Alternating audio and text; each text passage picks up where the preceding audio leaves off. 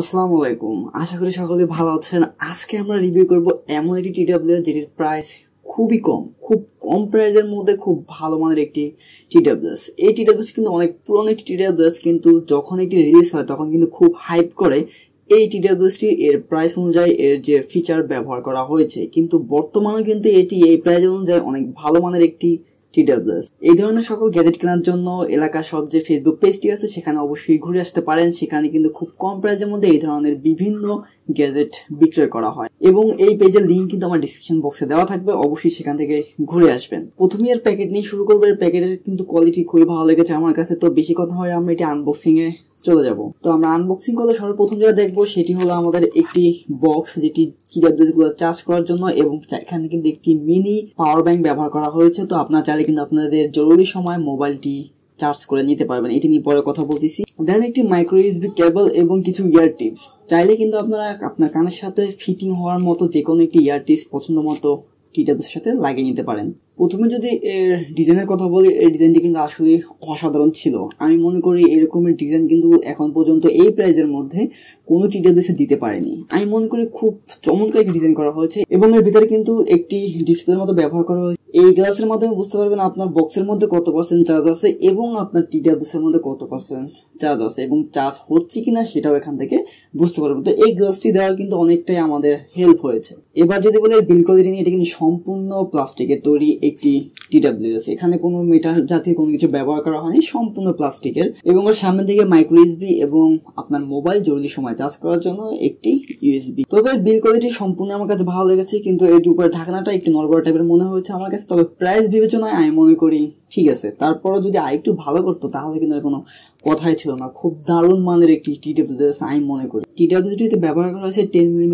Driver, যে কারণে এর সাউন্ড কোয়ালিটি কিন্তু দুর্দান্ত। এরকমের প্রাইস রেঞ্জের মধ্যে আমি এরকমের বলবো না, এর থেকে বেশি প্রাইস রেঞ্জের মধ্যে আমি দেখিনি এত ভালো সাউন্ড কোয়ালিটি কখনো প্রোভাইড করতে। এবং যদি নয়েজের কথা বলি, সেই ক্ষেত্রে এই TWS যদি কানে পড়ে থাকেন আপনি, সেই ক্ষেত্রে বাইরে কোনো কিছু যে সাউন্ড আপনার শুনতেই পাবে না, মনে হবে যে সম্পূর্ণটা ব্লক হয়ে গেছে।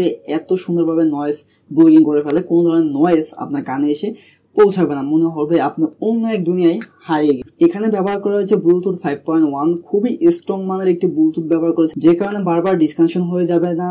এই কারণে আপনি কখনো বিরক্ত হবেন না, খুব ভালোভাবে আপনি এটি গান প্লে করতে পারেন। অথবা গাড়িতে যে কোনো জায়গায় অনেক সময় দেখি যে ব্লুটুথের যদি কম ভার্সন ব্যবহার করা হয়, সেই ক্ষেত্রে কিন্তু খুব তাড়াতাড়ি ডিসকানেকশন হয়ে যাবে, কানেকশন হয় এবং ছেড়ে দেয়, যে কারণে কিন্তু আমরা খুবই বিরক্ত হয়ে যাই। কিন্তু এই জিনিসটা কিন্তু এখানে হওয়ার সম্ভাবনা একেবারেই নেই। আমি নিজে পার্সোনালি ব্যবহার করেছি এটি অনেক দিন, এবং এর যে পারফরমেন্স এর ফিচার খুবই ভালো লেগেছে আমার কাছে। ব্যাটারি ব্যাকআপের কথা বলতে গেলে দুটি TWS আপনি কিন্তু 2 থেকে 3 ঘন্টা প্লেব্যাক টাইম পেয়ে যাবেন।